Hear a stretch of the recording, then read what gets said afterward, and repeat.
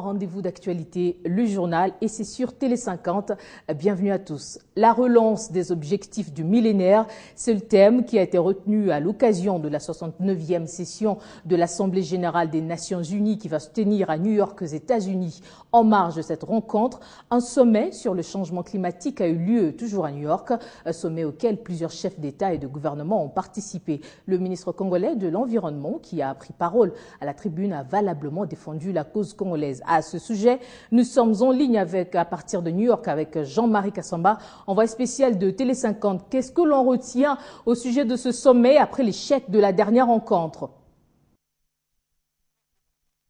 Alors, le sommet sur les changements climatiques a fait le point sur d'abord la protection du patrimoine africain pour la défense de l'ENF. Nous avons bénéficié de l'intervention de notre ministre en charge de l'environnement, mais également notre ministre en charge du temps, qui a fait le point sur la planification de tous les programmes en termes de protection de l'environnement au niveau africain. Parce que, comme vous le savez, le bassin du fleuve Congo, nous contrôlons à peu près 70% de ce bassin du fleuve Congo, qui part du Congo-Brazzaville, le Gabon, le Cameroun, et tout une grande partie de la forêt équatoriale, surtout de la République démocratique que nous contrôlons. En termes de réserve, nous avons également une part très importante, et c'est pour cela que la RDC a joué un rôle très important dans ce cas. Le ministre des Affaires étrangères a représenté le chef d'État aujourd'hui à ces sommets ici à New York. Il va y avoir dans les prochains mois, notamment dans ce programme du crédit carbone, le rôle très important que le Congo va pouvoir jouer. Tout cela dépendra également de la participation de la communauté internationale. L'autre point qu'il faut signaler toujours ici à New York, c'est que dans le dossier de FDLR, il convient aujourd'hui de signaler que le mécanisme de suivi de l'accord cadre d'Addis Abeba encourage la République démocratique du Congo à gérer avec le pays de la SADC l'installation de ces combattants hors zone de pays de Grand Lac. Et c'est très avancé à ce niveau-là.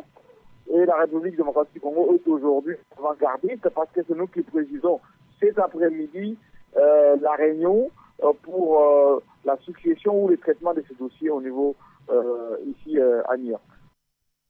Est-ce que les États pollueurs se sont davantage impliqués financièrement qu'avant? Ce qui doit être dit aujourd'hui, c'est que il y a toujours la bonne volonté des États pollueurs, que ce sont les Occidentaux en général, les États-Unis, l'Europe, la Chine qui vient aussi derrière, mais il n'y a pas une volonté manifeste de décaisser les moyens pour pouvoir payer ce programme au niveau du tiers-monde, notamment au niveau africain. Alors, il y a une volonté de la part des pays africains de pousser ces États pollueurs les moyens, mais c'est aussi valable dans beaucoup de domaines.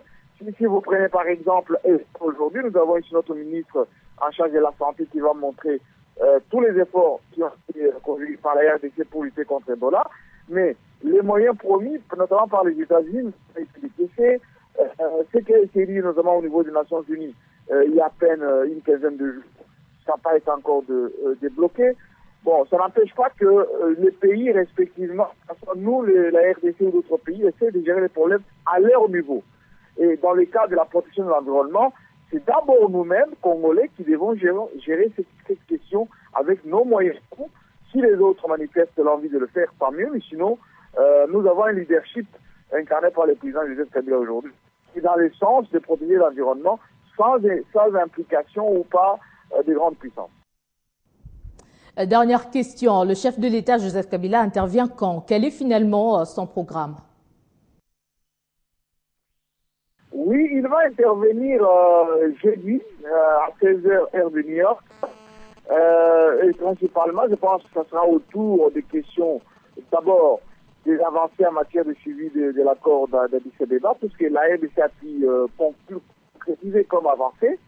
Ensuite, ça sera sur les grandes questions de l'heure, en termes économiques et de performance de notre pays. Et puis, bon, les présidents de la République, c'est toujours apaisanti sur les grandes questions qui touchent à la fois les continents africains, le monde en termes de terrorisme aujourd'hui. Vous voyez que il y a beaucoup de foyers de tension, que ce soit au Moyen-Orient, que ce soit même en Afrique avec Boko Haram, au Nigeria. Donc ça serait un peu toutes ces questions internationales qui sont ramassées pendant l'intervention du chef de l'État, qui fait en direct, il faut le préciser, sur Télé 50. Merci Jean-Marie Kassamba, vous êtes notre envoyé spécial depuis New York. Et puis les experts des deux pays Congo voisins, la République du Congo et la République démocratique du Congo, ont entamé ce mardi à Kinshasa les travaux qui dureront 2 jours. Cette commission d'enquête tableront sur la sécurité entre les deux pays et soumettront les conclusions au gouvernement des deux pays voisins. C'est à la demande des chefs d'État Denis Sassou Nguesso de la République du Congo et Joseph Kabila de la République démocratique du Congo, rencontrés vendredi dernier, que s'est ouvert ces travaux. Salut. Ici, la rencontre vise à aplanir les vues sur des questions d'intérêt commun, notamment celles en rapport avec la circulation de personnes et de leurs biens, mais également de défense et sécurité entre les deux États. D'ailleurs, les deux parties font une commission spéciale d'experts en cette matière. De la présence côté République démocratique du Congo des têtes connues, à l'exemple des responsables de la police des frontières, ainsi que des généraux de l'armée et de la police. Ces travaux constituent en fait de balises pour l'harmonisation des relations entre les deux pays, pays amis et frères dont les capitales sont les plus rapprochées du monde, pays condamnés à vivre ensemble puisque partageant aussi une même histoire. Prévue pour 2 jours, la première journée, qui était également celle de l'arrivée des délégations de Brazzaville, a été promettante, avec une visite surprise du ministre congolais de l'Intérieur, Sécurité, Décentralisation et Affaires coutumières. Les conclusions seront soumises au gouvernement de deux pays en vue d'une approbation. Rappelons que ces travaux d'experts interviennent au lendemain de la rencontre qu'on peut qualifier d'historique entre les présidents Kabila et Sassou. Après de longs mois de relations timides, refroidies à la suite de l'opération dénommée Mbaté à Bakolo, lancée par les autorités de Brazzaville, avec comme cible des Congolais de Kinshasa n'ayant pas de documents leur donnant le droit de séjour. Opération qui s'est malheureusement soldée par 2 cas de violation de droits de l'homme. Et jusqu'à ce jour, aucune enquête n'a clairement déterminé les responsabilités. À l'Assemblée nationale, les députés nationaux étaient en plénière ce mardi pour examiner et adopter le projet de loi portant reddition des comptes 2013. Sachez que cette matière n'a pas été traitée suite à une motion incidentielle de l'honorable Henri Thomas Lokondo. Cela devra intervenir après examen du rapport de la Cour des comptes sur l'exécution du budget 2013. 10 heures juste. Le bureau de l'Assemblée nationale fait son entrée dans la salle des congrès avec à sa tête Obamina Kunjala Njoko, question de prêcher par l'exemple sur la ponctualité aux plénières. À l'ordre du jour, l'examen et l'adoption du projet de loi portant reddition des comptes pour l'exercice 2013. Le ministre délégué auprès du ministre chargé des Finances est même invité dans la salle, mais c'était sans compter sur la motion incidentielle de Henri Thomas Lokondo. Face à cet impératif, Obaminaku a procédé à la suspension de la plénière dans le but de s'accommoder avec la motion incidentielle de l'honorable Lokondo. L'examen de la loi sur la reddition des comptes 2013 devra intervenir après adoption du rapport de la Cour des comptes, organe technique de l'Assemblée nationale. Autre titre d'actualité, l'Assemblée plénière du Conseil supérieur de l'audiovisuel et de la communication décide de saisir le procureur général de la République pour faire appliquer sa mesure de suspension du président de cet organe de régulation des médias à qui on reproche d'avoir délivré seul un avis de conformité à la société de télédistribution StarTime sans passer par la plénière. La décision a été prise lundi 22 septembre à l'issue d'une réunion organisée à Kinshasa. Pour en savoir un peu plus, nous recevons pour vous Ernestine Nyoka, constitutionnaliste. Bienvenue. Merci Madame Gloria. Dites-nous, au regard de la loi, est-ce que cette assemblée plénière a le droit d'éjecter son président, puisque Chantal Kanimbo, rapporteur, s'est référé à l'article 21 de la loi organique pour suspendre son président? Il faut retenir que le texte, sinon la sanction qui a été prise contre le président du Conseil, c'est une mesure provisoire, donc une mesure conservatoire. C'est ce qui ressort de ce texte qui a émis cette sanction.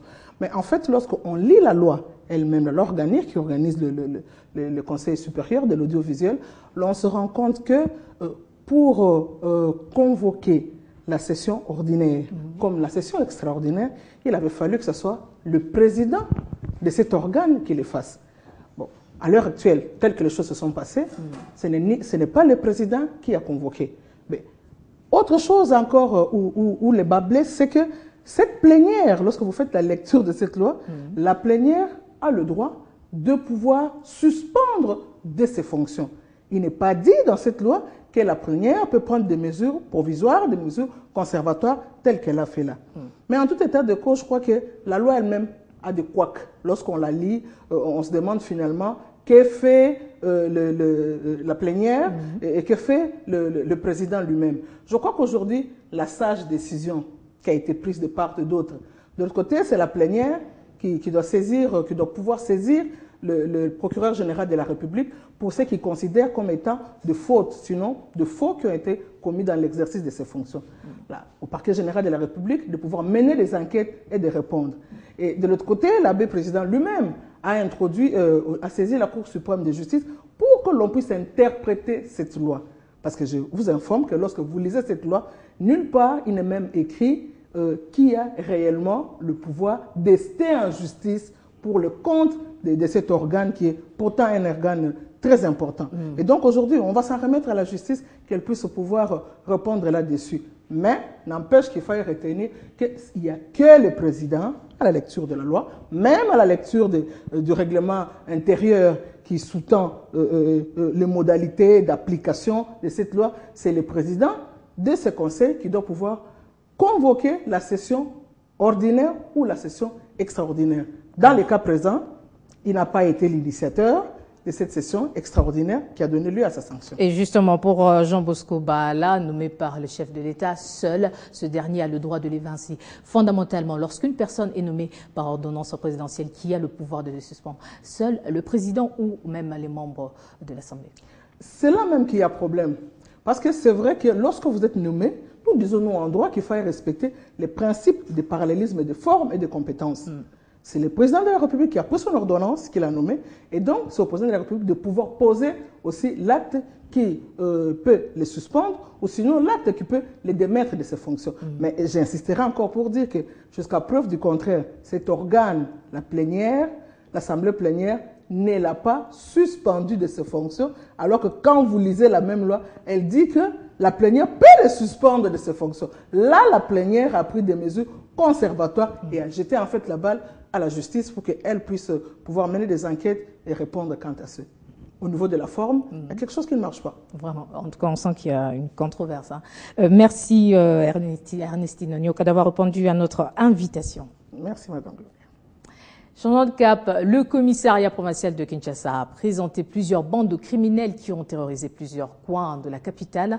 C'était lors d'une parade policière qui a réuni les autorités politiques et religieuses de la ville-province de Kinshasa. Occasion pour André Kimbuta de doubler la cagnotte, 20 000 $ américains. C'est la somme remise ce mardi aux vaillants de la police de la ville-province de Kinshasa. Question de les encourager à persévérer dans leur mission, celle de protéger les citoyens et leurs biens.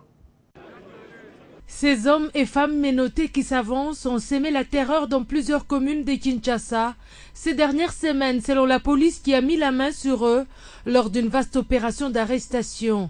Il y a un jour de la police, ils peuvent même 1000 jours, mais on finira par les arrêter. Preuve en est qu'aujourd'hui nous avons présenté des voyous comme eux.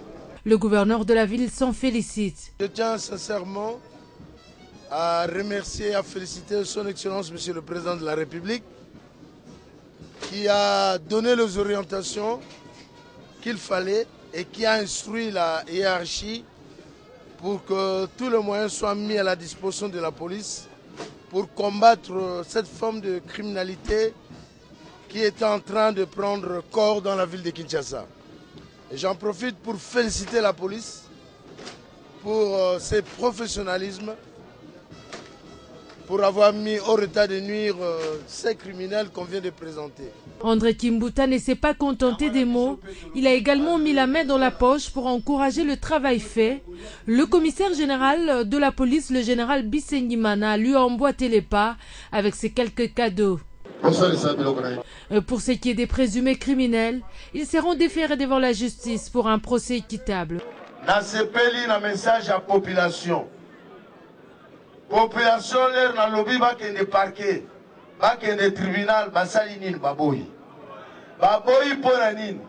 Une semaine après, l'occasion était tout aussi donnée au commandant de la police ville de Kinshasa